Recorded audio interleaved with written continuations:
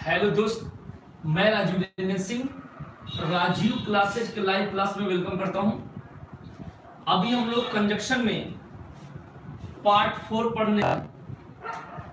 Conjunction की आज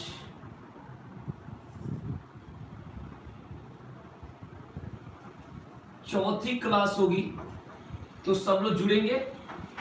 हम लोग रूल भी पढ़ेंगे और प्रैक्टिस भी करेंगे साथ के साथ।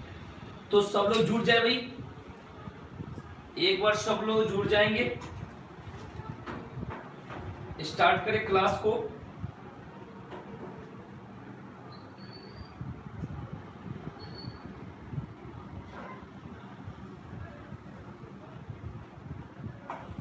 सब लोग जुड़ जाए भाई।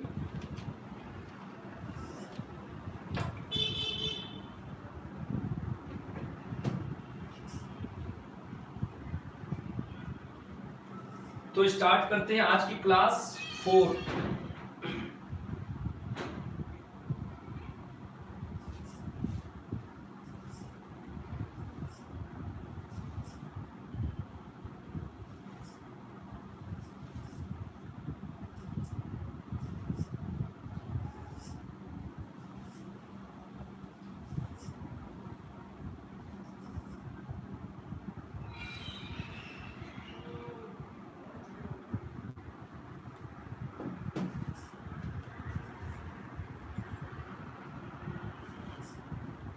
तो आज पहला पॉइंट हम लोग चल रहे हैं। जैसे एक होता है अनटिल और एक होता है अनलेस। अनटिल और अनलेस में पहले हम लोग डिफरेंस समझेंगे, ठीक है। यहां से जो लोग इसकी क्लास 1, 2, 3 नहीं पढ़े, प्लेलिस्ट से निकाल कर पढ़ लेंगे तो उनके लिए और फायदा होगा, ठीक है। तो स्टार्ट करते हैं। पहले इसका कुछ एग्जांपल मैं आया हुआ पेपर का पहले लिख दूं, ठीक है, फिर बताता हूं। जैसे बात करते हैं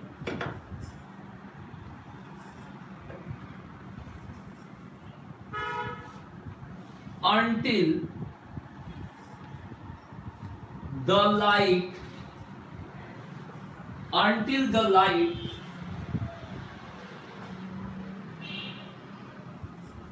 turns red,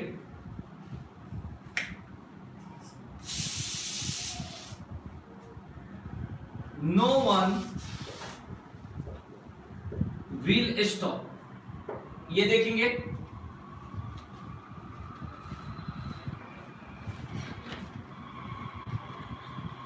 उसके बाद एक और एग्जांपल दिखाते हैं।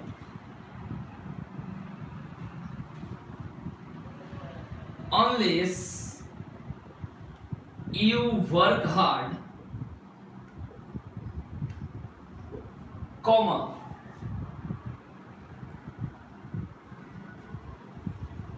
you won't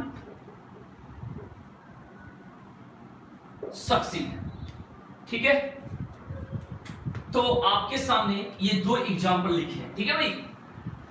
एक तो चीज है, कहीं कहीं अनटिल अनलेस एक दूसरे के बदले लग भी जाता है, ऐसा कुछ नहीं है। लेकिन मैं अगर पूरा फाइनल इसका कंडीशन बताऊं कि दोनों में क्या अंतर है तो आपको समझना पड़ेगा।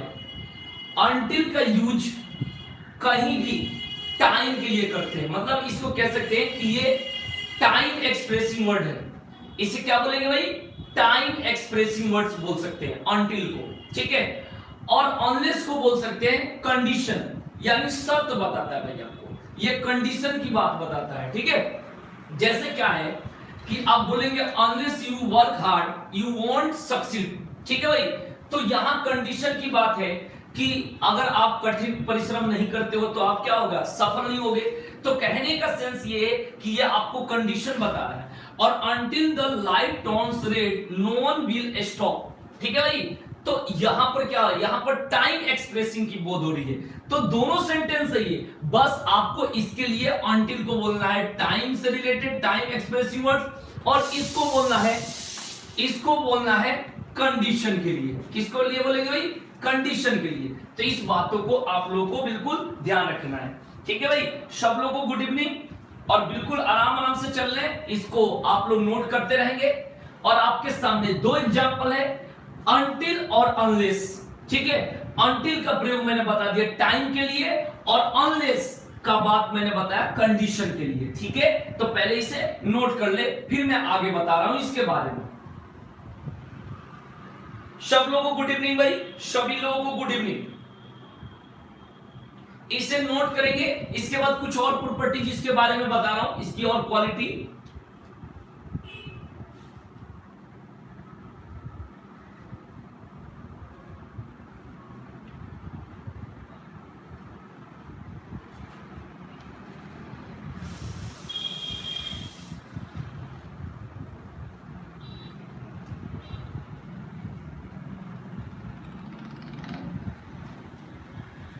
अब देखते हैं नेक्स्ट एग्जांपल, इसके बारे में बता रहे हैं, बहुत इंपॉर्टेंट एग्जांपल है।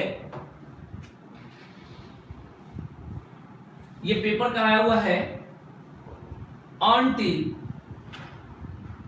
the train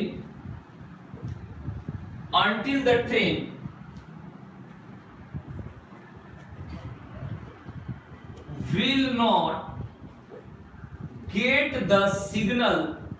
अगर साफ नहीं दिख रहा होगा तो बता देंगे, अगर किसी को साफ नहीं दिख रहा होगा राइटिंग मेरा तो आप बता देंगे और मैं साफ लिखूंगा, कोशिश करूंगा। ठीक है भाई, तो कह रहा है until the train will not get the signal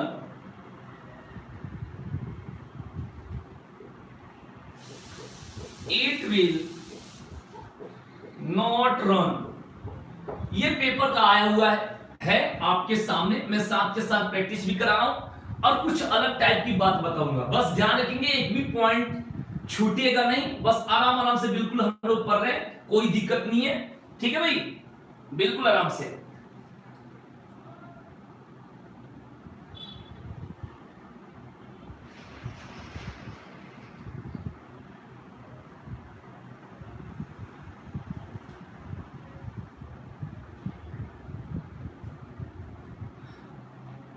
ठीक है,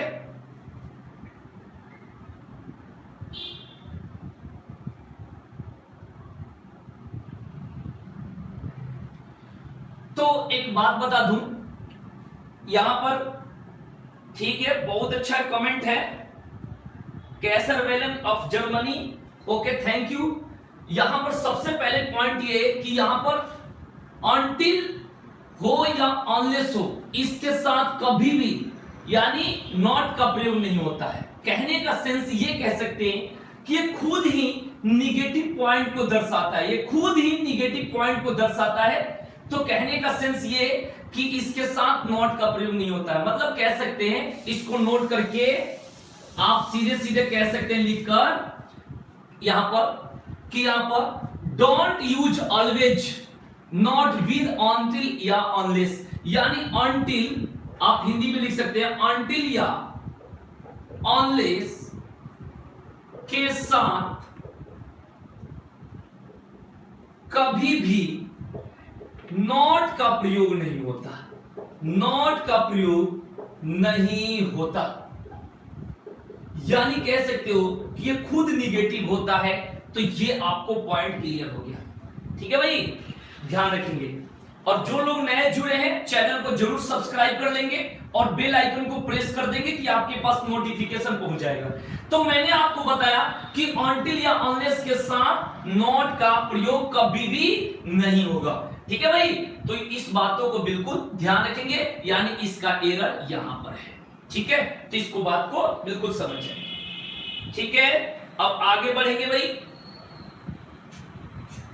आगे बढ़ेंगे। इसके बाद नेक्स्ट आपको बस समझ जाना है। हाँ, एक चीज और कंडीशन, चलो मैं आगे बताता हूं, पहले इसे नोट कर लेंगे, फिर एक और कंडीशन बताऊंगा, चलेंगे आगे।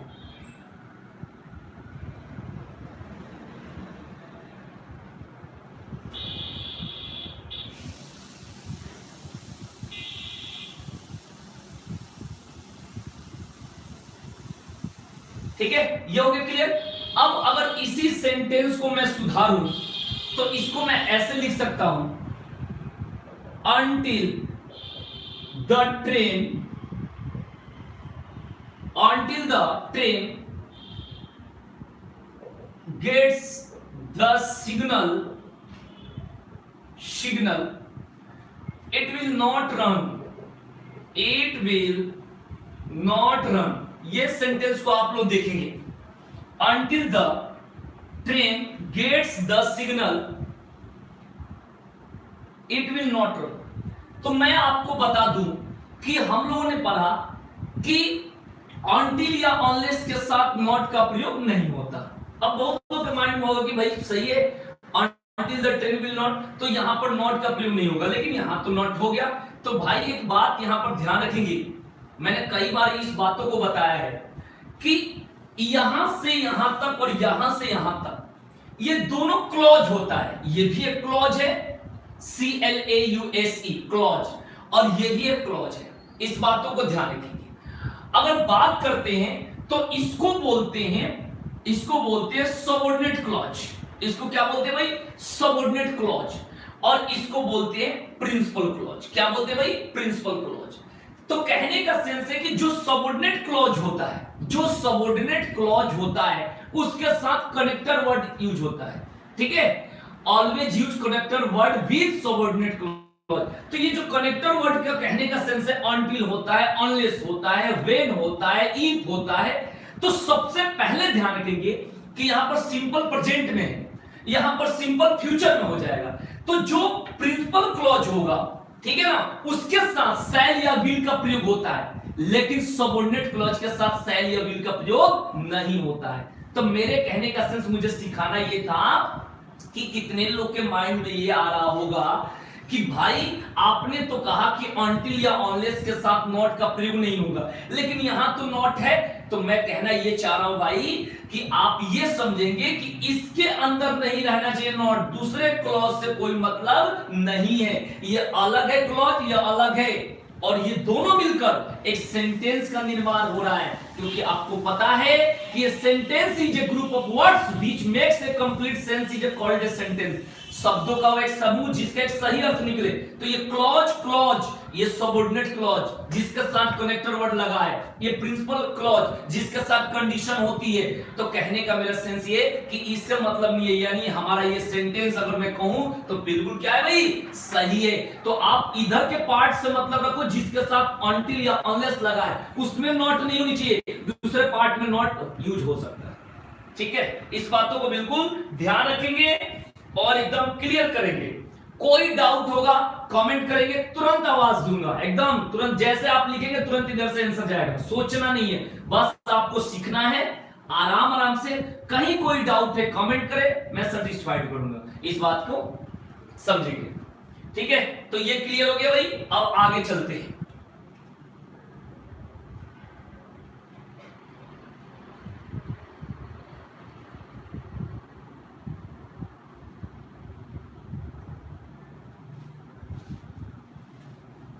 अब नेक्स्ट एग्जांपल एक देखते हैं और प्रैक्टिस सेट है भाई, ये एसएससी का एक क्वेश्चन है, इसको देखते हैं।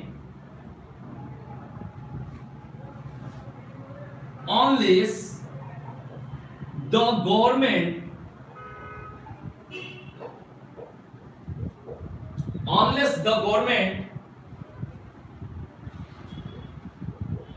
will not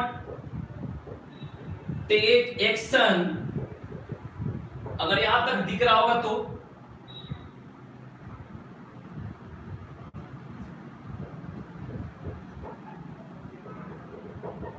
corruption will not stop, ठीक है भाई, यहां पर देख लीजिए,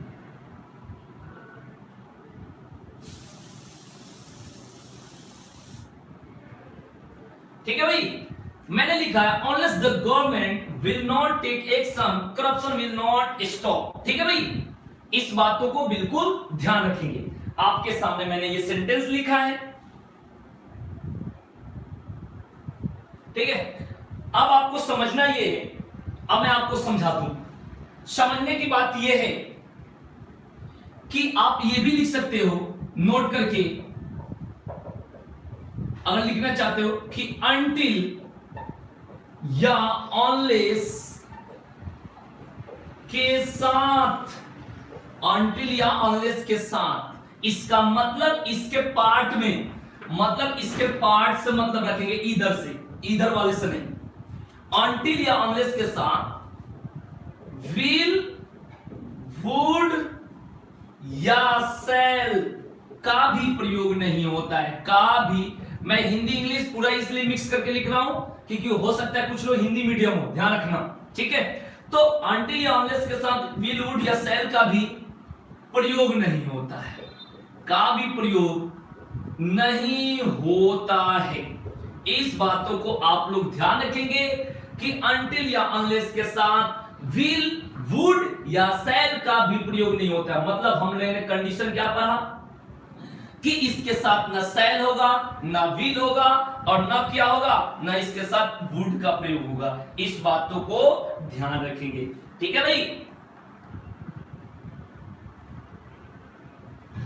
ओके, अब आपको क्या ध्यान रखना है कि यहां पर एरर कहां है भाई, यहां पर एरर है, ठीक है। एक तो नॉट नहीं रहेगा, मतलब ये होगा ही नहीं, तो यानी इसको काट सकते हैं। यानी अनटिल या अनलेस के साथ विल, वुड या सेल का भी प्रयोग नहीं होता है। इस बातों को ध्यान रखें, ठीक है।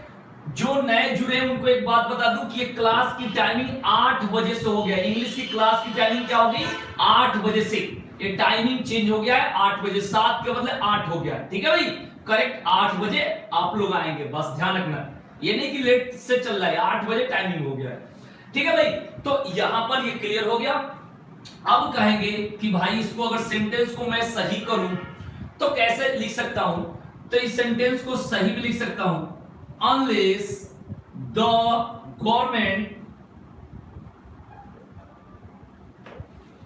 अनलेस द गवर्नमेंट टेक्स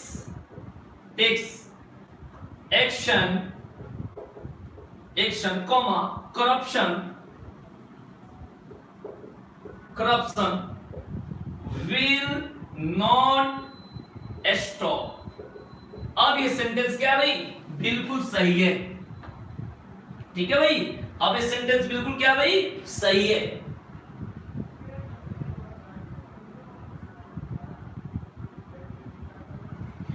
हाँ, आपने जो पूछा है बिल्कुल सेंटेंस प्रतीक सही है। Unless you work hard you will fall. तो एक चीज ध्यान रखेंगे भाई कि यहां पर थोड़ा सा मिस्टेक है भाई आपकी सेंटेंस को, क्योंकि आप देख रहे होंगे कि जहां पर मैं लगा रहा हूं दूसरा वाला सेंटेंस में नॉट का प्रयोग हो रहा है, नॉट का प्रयोग हो रहा है भाई। दूसरा वाला में क्या हो रहा है, नॉट का, मतलब उसके भर में। तो देखो भाई, अनलेस द गवर्नमेंट टेक्स, ठीक है, third person singular, action corruption will not stop. मैंने आपको यह सिखाया कि इससे, इस लाइन से कोई मतलब नहीं, हमें इससे मतलब है। तो ये भी क्या हो गया भाई, क्लियर हो गया, ठीक है। यहां तक तो कोई डाउट नहीं है भाई। किसी को कोई डाउट है तो कृपया करके कमेंट बॉक्स में बताएं।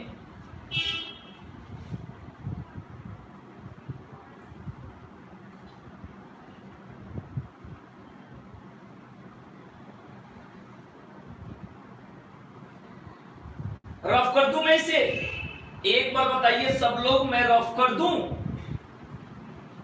ठीक है। बिल्कुल आराम से चल रहा है, कोई डाउट हो आप कमेंट करके पूछ सकते हैं, ठीक है भाई। अब यहां से हम लोग अनटिल या अनलेस का 1 2 3 पॉइंट क्लियर करें। क्या क्लियर करें?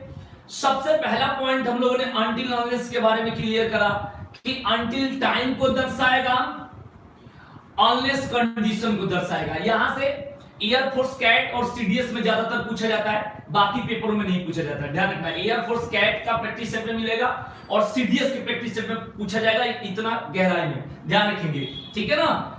इस चीजों को ध्यान रखेंगे। अनटिल टाइम एक्सप्रेसिव वर्ड से, जबकि ये कंडीशन को बताएगा, राइट। दूसरा हम लोगों ने क्या क्लियर करा कि अनटिल या अनलेस के साथ नॉट का प्रयोग नहीं होगा। उस क्लॉज के अंदर, जिस क्लॉज में वो रहेगा, जिस लाइन में वो रहेगा, उसके साथ कभी नॉट का प्रयोग नहीं होगा। तीसरा पॉइंट हम लोगों ने क्या पढ़ा? तीसरा पॉइंट हम लोगों ने पढ़ा कि विल हो या वुड हो या शैल हो, इसका भी प्रयोग इनके साथ नहीं होता है। तो ये हम लोगों ने क्लियर करा अनटिल और अनलेस। एक बात और बता दूं, बहुत लोग अनटिल के स्पेलिंग में ऐसे गड़बड़ा जाते हैं, तो मैं आपको बता दूं टिल का स्पेलिंग ऐसा होता है, लेकिन अनटिल ऐसा नहीं होता। अनटिल में सिंगल एल होता है, ये भी चीज सीखने की है स्पेलिंग में, तो इसको भी क्लियर कर लेंगे, ठीक है भाई। तो यहां तक कोई डाउट नहीं है भाई, तो हम लोग आगे चलते हैं, ठीक है, बिल्कुल हम लोग आगे चलेंगे। ठीक है, तो आगे चलते भाई, ये क्लियर हो गया पॉइंट। कोई डाउट हो तो सीधे कमेंट बॉक्स में कमेंट करना है, कोई भी डाउट हो कमेंट करना है, इस बातों को ध्यान रखेंगे। अब चलते हैं, एक एग्जांपल देखते हैं, एक और प्रैक्टिस सेट का एग्जांपल देखते हैं। This is the same book, this is the same book that I wanted. ये प्रैक्टिस सेट है भाई, इसको भी क्लियर कर ले। This is the same book that I wanted.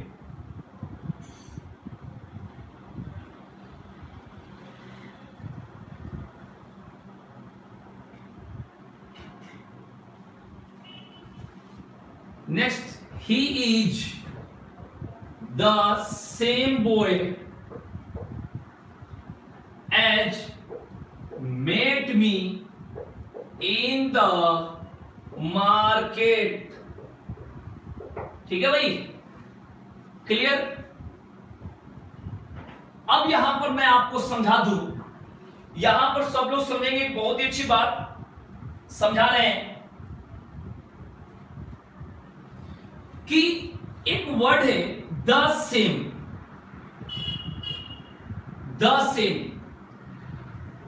ठीक है भाई, और फिर मैं लिख देता हूं यहां पर द सेम, दो बार लिखता हूं। द सेम के साथ दैट का भी प्रयोग होता है और द सेम के साथ एज का भी प्रयोग होता है। पहले तो ये बात आप लोग ध्यान रखेंगे, चैप्टर पढ़ रहे कंजक्शन, कंजक्शन का मतलब होता है जोड़ना। मैंने पहले ही दिन क्लास में बताया था कि ये conjunction is a word which joins two और more than two words, phrases, clauses और सेंटेंसेज। कंजक्शन एक ऐसा शब्द होता है जो फ्रेज को, क्लॉज को, सेंटेंस को, वर्ड को, सबको जोड़ने का काम करता है, ठीक है ना। जो प्रीपोजिशन होता है वो किसी सेंटेंस के अंदर आकर नाउन या प्रोनाउन के साथ रिलेशन बनाता है, लेकिन कंजक्शन क्या होता है, किसी सेंटेंस को जोड़ता है, किसी वर्ड को जोड़ता है, किसी फ्रेज को जोड़ता है, किसी क्लॉज को जोड़ता है, तो इसमें जोड़ने की बात होती है। तो मैं आपको बता दूं कि द सेम के साथ दैट का भी प्रयोग होता है और द सेम के साथ एज का भी प्रयोग। अब आप कहेंगे ये कैसे, तो मैं अभी आपको क्लियर करा दूं। कहने का मेरा सेंस ये है कि दैट का प्रयोग जब होगा जब वर्ब क्लियर होगा। वर्ब क्या होगा भाई, क्लियर होगा, इस बातों को ध्यान रखेंगे, ठीक है भाई। जब वर्ब क्लियर हो तो दैट, आज जब वर्ब क्लियर नहीं हो, वर्ब क्लियर नहीं हो, डाउट में हो, कहा जाता है डाउट, लेकिन मैं हिंदी में लिख वर्ब क्लियर नहीं हो, क्योंकि सबको समझ में आना चाहिए, हमें हर तरीका से पढ़ना है, ठीक है भाई। नहीं तो मैं लिख सकता हूं डाउटफुल की बात हो, ठीक है भाई। वहां पर क्या होगा भाई, वहां पर होगा द सेम। तो मेरे कहने का सेंस ये है कि this is the same book that I wanted, यह वही किताब है जिसे मैं चाहा था। नहीं कहते जैसे this is the girl who has stolen my pen, यह वही लड़की जिसने मेरी कलम चुराई है, तो वहां रिलेशन की बोध होती है। उसी तरह यहां पर कहते हैं this is the same book, तो द सेम, अब यहां पर देखेंगे द सेम के साथ दैट का प्रयोग हुआ है। आप बताइए कि इसमें क्लियर हो रहा है वर्ब, बिल्कुल क्लियर हो रहा है कि this is the same book that I wanted, तो बिल्कुल क्लियर हो रहा है भाई। तो इसलिए बिल्कुल सेंटेंस क्या है, सही है। द सेम के साथ दैट का प्रयोग, द सेम के साथ क्या चीज का प्रयोग, दैट का प्रयोग, ये बात क्लियर हो गया, ठीक है। आगे देखते हैं, he is the same boy as met me in the market, ठीक है। कहने का सेंस है कि he is the same boy, यहां भी क्लियर हो रहा है, met me in the market, जो मार्केट में मिला था, मेट मार्केट, एमईटी, ये फर्म है भाई, कहने का सेंस है मिलने का। तो कहने का सेंस यहां पर कि द सेम, द सेम के साथ यहां पर क्या लगा है, एज लगा है, तो एज गलत है। यहां पर द सेम के साथ क्या होगा भाई, यानी दैट का प्रयोग होगा। क्या चीज का प्रयोग होगा, दैट का प्रयोग होगा। कहने का सेंस है जब वर्ब क्लियर होगा तो वहां पर दैट, और जितना छोटे मोटे ऐसे सेंटेंस बनता है जहां पर क्लियर नहीं होता, खुद पता चल जाता है कि क्लियर नहीं है, डाउट में है, तो वहां पर क्या होगा, यानी एज का प्रयोग होगा। इस बातों को बिल्कुल ध्यान रखेंगे, ठीक है। तो आपको ये पहले नोट कर लेंगे, उसके बाद मैं एज वाला भी एक एग्जांपल बता, ये प्रैक्टिस सेट का निकालना उसके ऊपर मैं रूल बता रहा हूं, क्योंकि साथ के साथ आपको प्रैक्टिस भी करनी है और साथ के साथ आपको क्लियर भी करनी है। थ्योरी के साथ प्रैक्टिकल भी जरूरी है, इसलिए मैं प्रैक्टिस भी कर रहा हूं, क्योंकि अलग से टाइम नहीं आएगा इसके लिए। ठीक है,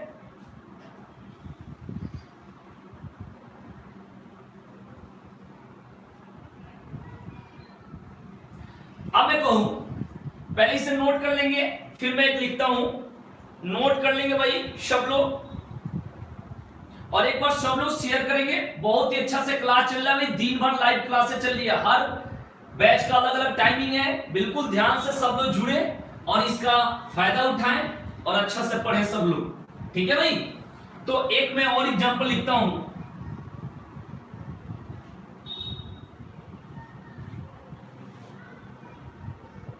this is the same book as mine. अब देखिए यहां द सेम के साथ एज का प्रयोग हुआ है। द सेम के साथ क्या चीज का प्रयोग हुआ है भाई? एज का। ठीक है, तो कहने का सेंस ये है सबसे पहले कि द सेम के साथ एज का जब प्रयोग हुआ है तो ये बताइए कि यहां पर तो क्लियर नहीं है, वर्ब क्लियर ही नहीं है, वर्ब का कोई मैटर ही नहीं है। भाई एक बात बताओ कि यहाँ पर इज हेल्पिंग वर्ब है, यहाँ पर 10 से, यहाँ पर देखो तो मेन वर्ब कहीं दिख रहा है, कहीं है ही नहीं, वर्ब क्लियर कहीं है ही नहीं, तो कहने का सेंस ये सेंटेंस क्या है? बिल्कुल सही है। और ऊपर वाला में देख लो, this is the same book that I wanted, तो कहने का सेंस है कि यह वही किताब है, यानी सेम किताब है जिसे मैं चाहता। तो यहां तो क्लियर है लेकिन यहां क्लियर नहीं है, तो जहां पर वर्ब क्लियर नहीं हो, यानी हिंदी में कहते हैं अस्पष्ट, स्पष्ट नहीं हो, तो वहां पर एज, और जहां स्पष्ट हो, क्लियर हो, वहां दैट का प्रयोग करेंगे। ठीक है भाई, तो यहां तक नोट कर ले और बाकी बताए कोई डाउट हो तो। ठीक है भाई, कोई डाउट हो तो कृपया करके कमेंट कर सकते हैं आप।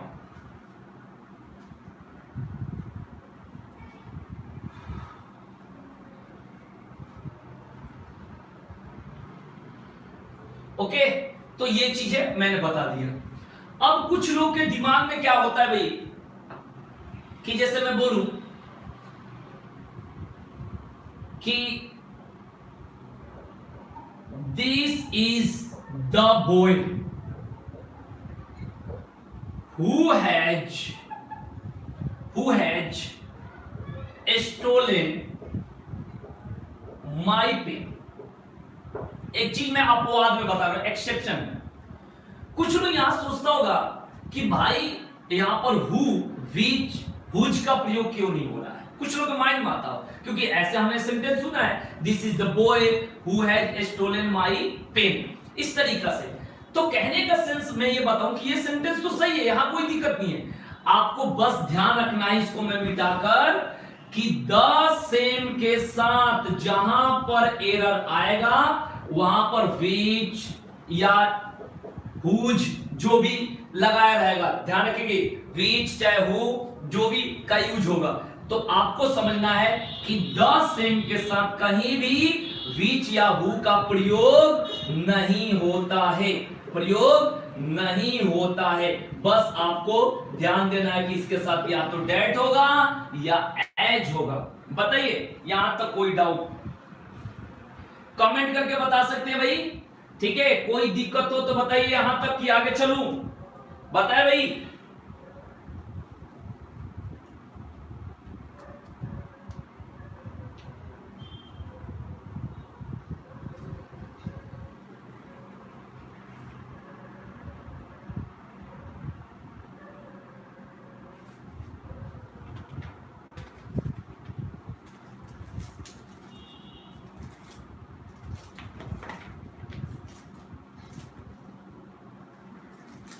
कोई डाउट नहीं है?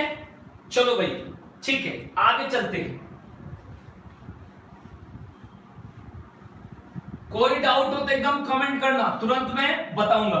ध्यान रखेंगे, पूछने में कोई शर्माने की जरूरत नहीं है, क्योंकि आप लोग क्लास में नहीं बैठे हो। ठीक है, हम लोग एक उस तरीके से पढ़ रहे हैं भाई। ठीक है, एक और देखते हैं, पेपर का आया हुआ है भाई, इसको एरर को देखते हैं क्या है।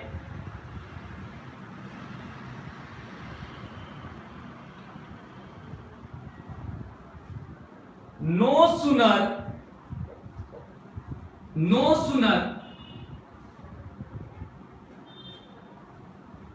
does he arrive then he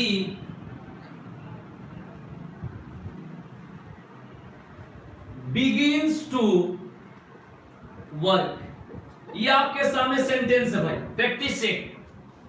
ठीक है, आपको बताना है इसमें भाई जो हु हैज स्टोलन वाला था वो बिल्कुल अलग था, वो यहां के लिए नहीं है। वो मैं इसलिए लिखा था कि कितने लोग के माइंड में आएगा कि द सेम के साथ हु या विच का प्रयोग अगर कर देते हैं तो गलत हो जाएगा। जहां पर हु विच होता वहां द सेम का प्रयोग नहीं होता। यही मैंने बताया था, साहिल वो अलग से बताया था कि कितने लोग के माइंड में आएगा कि द सेम के साथ हु का या विच का प्रयोग कर दे तो गलत हो जाएगा। इस बातों को बिल्कुल ध्यान रखेंगे, ठीक है। ये सेंटेंस देखेंगे, ठीक है। आपके सामने मैंने ये लिखा है। अब यहां पर मैं एक बात बताऊंगा कि इसका रूल क्या होता है। इसका रूल क्या होता है, हम लोग पढ़े कि हार्डली के साथ वेन या बिफोर, आराम से पढ़ेंगे भाई, कोई घबराने की जरूरत नहीं। स्कार्सली के साथ भी वेन या बिफोर हम लोग को पता है। दूसरा पढ़े नो सुनर के साथ देन, ये बात तो क्लियर है भाई, इतना सब लोग पढ़ा है भाई, कई बार बताया हूं क्लास में, इसमें कोई दिक्कत नहीं। उसके बाद बताया हूं कि ये जो तीनों हैं इसमें क्या रूल है कि अगर इससे स्टार्ट होता है कोई भी सेंटेंस, हार्डली, स्कार्सली या नो सुनर से कोई भी सेंटेंस स्टार्ट हो तो जो पहले होगा हेल्पिंग वर्ब, जहां भी होगा सब्जेक्ट से पहले होगा। हेल्पिंग वर्ब कहीं भी होगा और सब्जेक्ट से पहले होगा, और होगा भी तो हेल्पिंग वर्ब, मेन वर्ब नहीं, हेल्पिंग वर्ब। अगर यहां पर नो सुनर ही अराइव्स कर देता या ऐसे तो ये गलत हो जाता, क्योंकि हमें चाहिए मेन वर्ब नहीं चाहिए, हमें हेल्पिंग वर्ब चाहिए। हेल्पिंग वर्ब का मतलब आपको पता है, is, are, am, was, were, have, has, had, do, does, did, shall, will, can, could, ऐसा होता है। तो कहने का सेंस है कि नो सुनर से स्टार्ट है, बिल्कुल स्टार्ट, ये सही है। हेल्पिंग वर्ब सब्जेक्ट से पहले, ये भी सही है। देन लगा है, नो सुनर के साथ देन भी होता है, बिल्कुल सही है। तो ये सेंटेंस क्या हुई, बिल्कुल सेंटेंस सही है। नो सुनर के साथ देन होगा, हेल्पिंग वर्ब कहीं भी सब्जेक्ट से पहले होगा, हार्डली या स्कार्सली के साथ वेन या बिफोर होगा, और हेल्पिंग वर्ब कहीं भी सब्जेक्ट से पहले होगा। पहले पेयर मिलाना है, फिर हेल्पिंग वर्ब सब्जेक्ट से पहले। हेल्पिंग वर्ब, मेन वर्ब नहीं कर रहा हूं, हेल्पिंग वर्ब कह रहा हूं, ठीक है।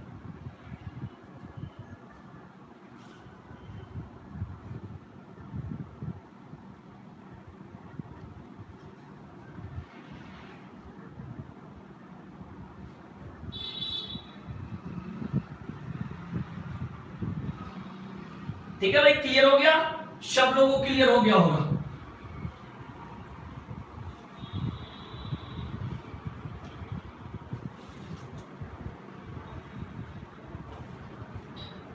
भाई हार्डली प्रतीक पूछ रहे हैं कि हार्डली या स्कार्सली या नो सुनर क्या है। हार्डली या स्कार्सली का मतलब होता है मुश्किल से। इसका मतलब क्या होता है भाई, इसका मतलब होता है मुश्किल से। हार्डली या स्कार्सली का मतलब होता है मुश्किल से भाई, इसका मतलब होता है मुश्किल से, ठीक है ना, ध्यान रखना है। इसका मतलब होता है मुश्किल से, ठीक है, ध्यान रखेंगे, इसका मीनिंग होता है मुश्किल से, ध्यान रखेंगे। अब एक सेंटेंस और देखते हैं। I did not care whether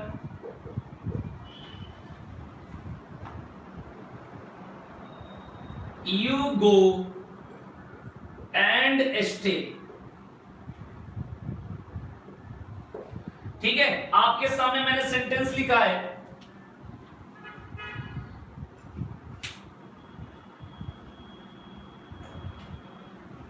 I did not care whether you go and stay.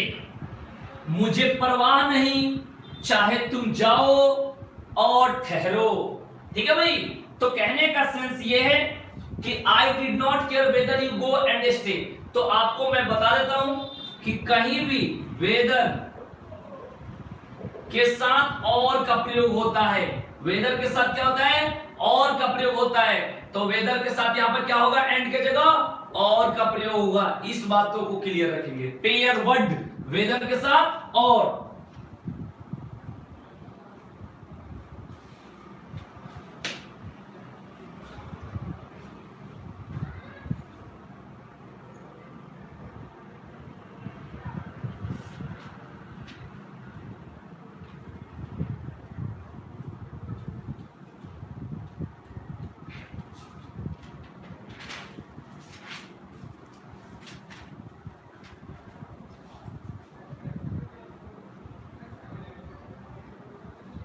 नहीं नहीं, इधर कुछ और होता है, इधर का यहां कोई मतलब नहीं है। ठीक है, वहां पर इधर अलग होता है भाई, इधर बिल्कुल अलग है भाई।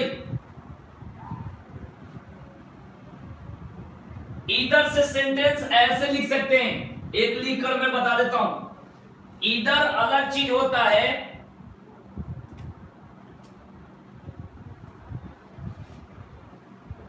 इधर यू और your brother stole my watch, ये अलग बात होती है भाई। इस तरीका से होता है साहिल, इधर का प्रयोग इस तरीका से करते हैं, इधर यू और your brother stole my watch, ये अलग सेंटेंस है, ये बिल्कुल अलग है, ध्यान रखेंगे। ठीक है, ये बिल्कुल अलग है। ठीक है, इधर के साथ और का प्रयोग, इधर के साथ और का प्रयोग, ये अलग है।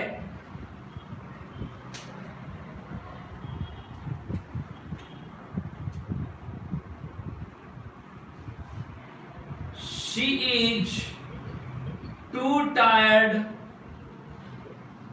to work। बड़ा वाला टू के साथ छोटा वाला टू, बड़ा वाला टू के साथ छोटा वाला टू का प्रयोग होता है भाई। बड़ा वाला टू के साथ छोटा वाला टू, ये लिख सकते हैं, बड़ा वाला टू के साथ छोटा वाला टू।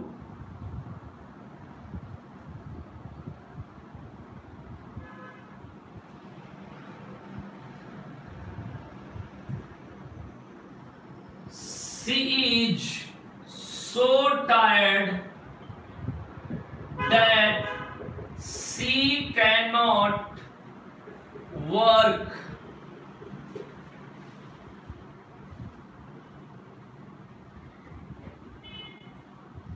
ठीक है भाई, तो सो के साथ क्या चीज का प्रयोग होता है, दैट। सो के साथ क्या चीज का प्रयोग होता है भाई, दैट का।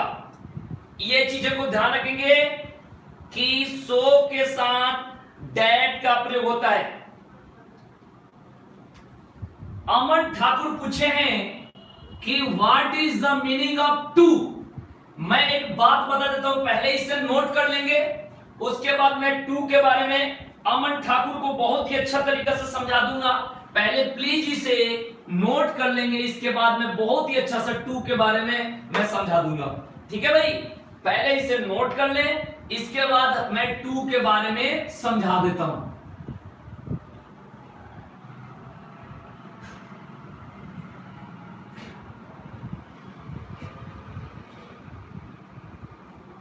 ठीक है भाई, तो ये नोट कर लिया, अब मैं समझाता हूं। अब थोड़ा बढ़िया से एक क्वेश्चन है बड़ा वाला टू, इसको समझेंगे। देखो भाई, सबसे पहले कुछ लोग कह देता है आई एम टू हैप्पी, ऐसे। तो मैं एक बात बता देता हूं, सबसे पहले टू का मतलब होता है अत्यधिक, अत्यधिक। सबसे पहले ध्यान रखेंगे कि टू का मतलब होता है अत्यधिक और निगेटिव मीनिंग दर्शाता है भाई, निगेटिव। निगेटिव का मतलब होता है कि नकारात्मक मीनिंग समझाता है। भाई समझेंगे, सबसे पहले टू की बात कहते तो अत्यधिक और निगेटिव मीनिंग दर्शाता है, तो ये गलत है। यहां पर होना चाहिए आई एम वेरी हैप्पी। समझ लेंगे भाई, आराम से बोलना मत, कुछ भी ध्यान से सुनना। एकदम मैं इसका ऑपरेशन कर देता हूं खूब अच्छा से आप लोग से। टू का मतलब होता है अत्यधिक और ये निगेटिव मीनिंग को दर्शाता है। पहली बात तो ये सीख लिए। तो आई एम टू हैप्पी ना होकर आई एम वेरी हैप्पी होगा, पहली बात। क्योंकि ये हैप्पी का मतलब खुशी होता है और ये पॉजिटिव मीनिंग है और ये निगेटिव दर्शाता है। फिर कहोगे कि तो बताओ इसका प्रयोग कहां करेंगे, तो भाई मैं कहूं द टी, टी मतलब चाय, the tea is too hot, मतलब चाय अत्यधिक गर्म है। चाय अत्यधिक गर्म है, इसका मतलब यह होता है कि चाय इतना गर्म है कि मतलब हम पी नहीं सकते, हम पी नहीं सकते। तो वहां पर इस टू का प्रयोग होता है। और उदाहरण बोलूं, the tree is too high, too high यानी पेड़ अत्यधिक ऊंचा है, मतलब इतना ऊंचा है कि हम चढ़ नहीं सकते, इतना ऊंचा है कि हम चढ़ नहीं सकते, उस पर चढ़ नहीं सकते। तो कहने का सेंस है कि ये टू निगेटिव मीनिंग को दर्शाता है। ठीक है भाई, इस बातों को ध्यान रखेंगे। ठीक है, इसके बाद एक और एग्जांपल बहुत ही अच्छा बता रहा हूं, इसको ध्यान से सब लोग देखेंगे, जितने लोग जुड़े हैं सबके लिए। जैसा कोई कहता है कि किसी को बोल देता है कोई आई लव यू, कोई किसी को बोल देता है भाई आई लव यू। ठीक है भाई, इस बातों को ध्यान रखेंगे। कोई किसी को बोल देता है आई लव यू, तो कोई कहते हैं आई लव यू टू। तो ये सेंटेंस हम लोग गलत बोलते हैं, ये सेंटेंस हम लोग गलत बोलते हैं। इसका मतलब यह हुआ कि मैं तुमसे भी प्यार करता हूं, मैं तुमसे भी प्यार करता हूं।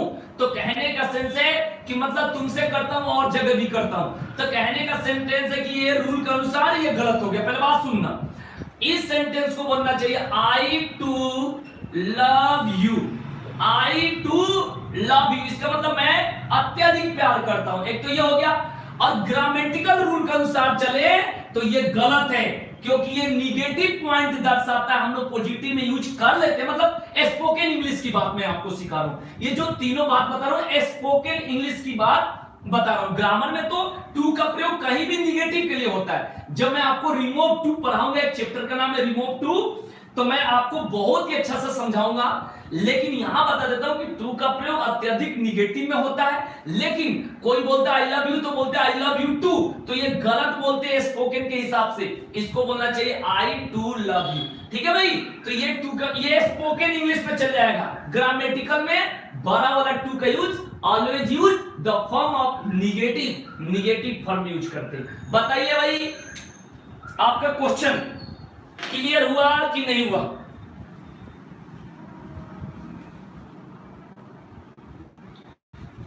बताइए, आपका क्वेश्चन क्लियर हुआ कि नहीं हुआ? ठीक है, तो मैंने बता दिया कि ये स्पोकन इंग्लिश में यूज हो जाएगा।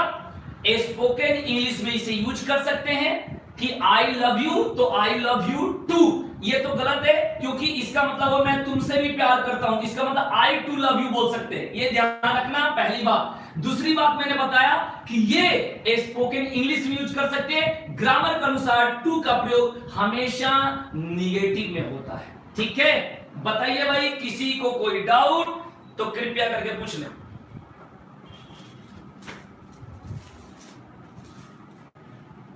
बोलिए भाई, कोई डाउट हो तो और बताएं। और कोई डाउट हो आपके पास, और कुछ पूछना है तो बताओ भाई। कुछ भी इंग्लिश ग्रामर में पूछना है तो बताइए।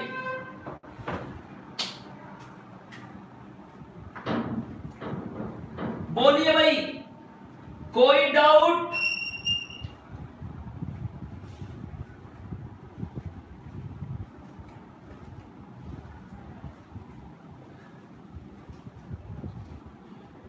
किसी को कोई डाउट नहीं है?